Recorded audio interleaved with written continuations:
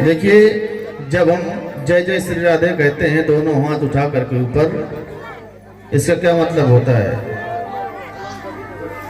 इसका मतलब ये होता है कि जब कोई व्यक्ति कहीं डूब रहा हो, जब पानी में नहाते वक्त, और डूबता है तो फिर डूबने के बाद हाथ ही ऊपर उठा सकता है।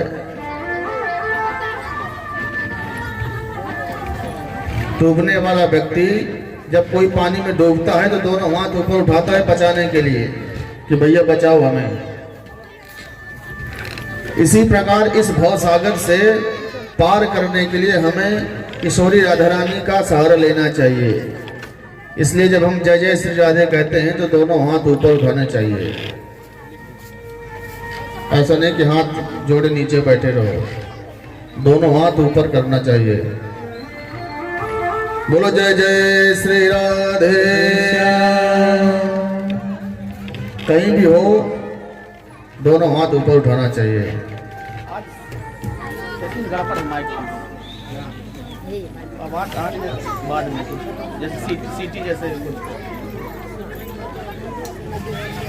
तो आइए चलते हैं कथा की ओर। कल जो कथाएं हमने छोड़ दी थी बीच में,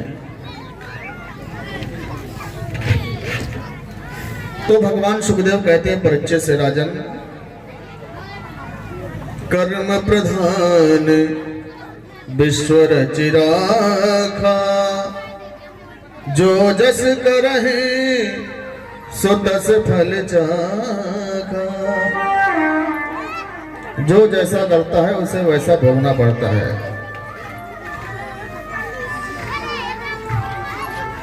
परीक्षित ने कहा, महाराज माफ करिए कि जो आप बार बार कहते हैं कि दुख भोगता है, नरक भोगते हैं लोग, तो नरका भगवान किम देश विशेषा, ये भगवान नरक क्या है? नरक कोई गांव है, कोई शहर है, कोई प्रदेश है? क्या है नरक? कहते हैं हमारे दक्षिण दिशा पर, दक्षिण दिशा में 99,000 की ऊंचाई पर 28 प्रकार के नरक हैं। और जो जैसा कर्म करता है उसको वैसे नरक में जाना पड़ता है। बोलो राधे राधे।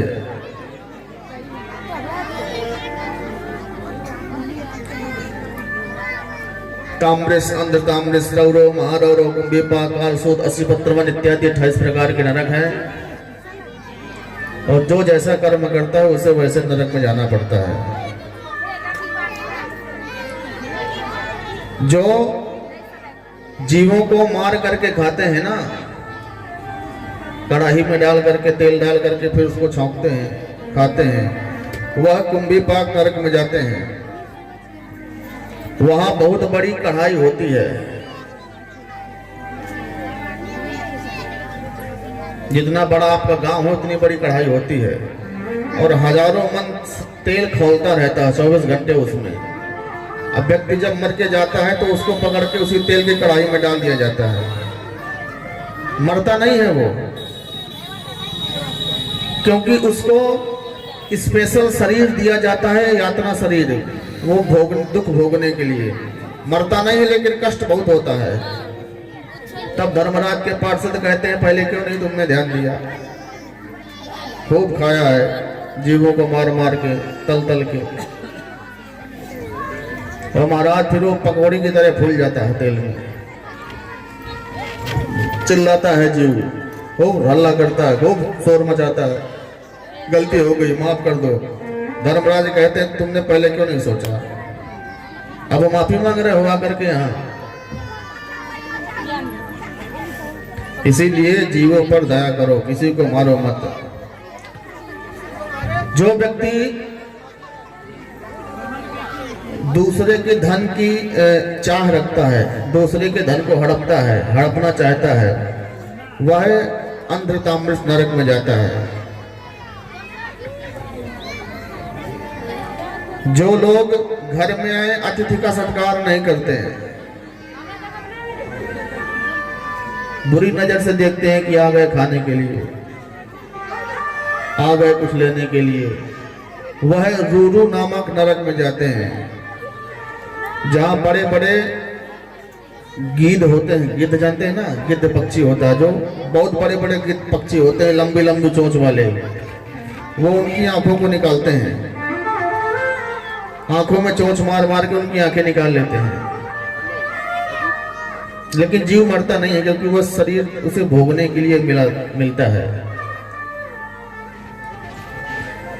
घर में अतिथि आ जाए तो ये नहीं सोचना चाहिए कि कितने बजे आ गया, रात को 12 बजे आया कि 2 बजे आया।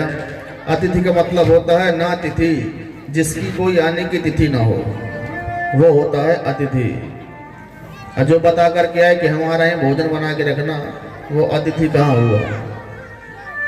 अतिथि जब आता है तो बता के नहीं आता, वो अचानक आ जाता है अपने आप। इसलिए अतिथि का सत्कार करना चाहिए। लेकिन अतिथि भी कई प्रकार के होते हैं, कुछ खाने के लिए बने रहते हैं। एक पति पत्नी थे तो रिश्तेदार आ गए, एक रिश्तेदार आया घर में, अब वो जाने का नाम न ले घर से, तो दोनों परेशान हो गए। खिलाते खिलाते हो गए 4, 5, 6 दिन, हफ्ता भर हो गया। अब वो सोचे आज जा रहा है, कल जा रहा है, परसों जा रहा है, वो जाने का नाम न ले।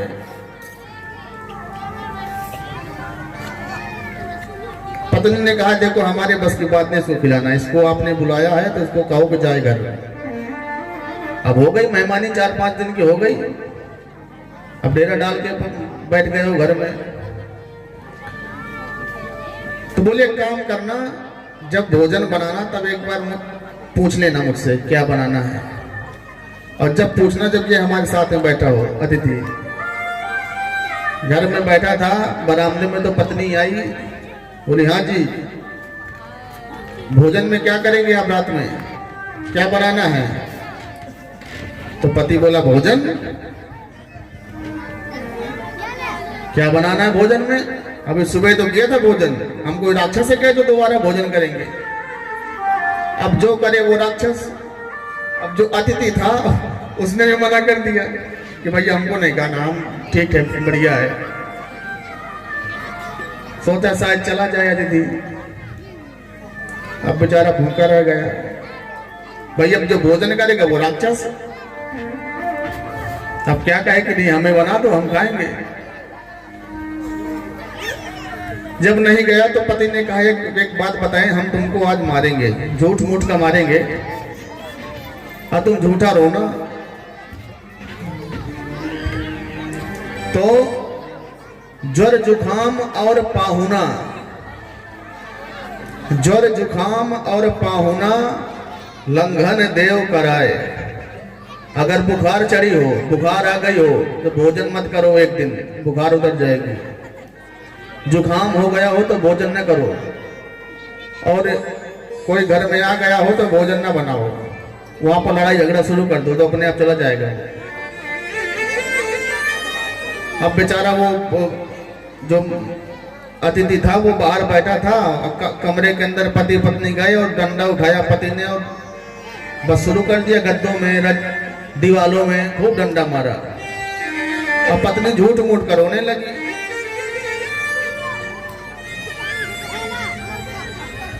हमको नहीं भोजन बनाना, हमको नहीं भोजन बनाना, हमसे नहीं बनता। तो जो अतिथि था उसने कहा देखो आप लोग लड़ाई मत करो, हम जा रहे हैं घर, अभी फिर कभी आ जाएंगे।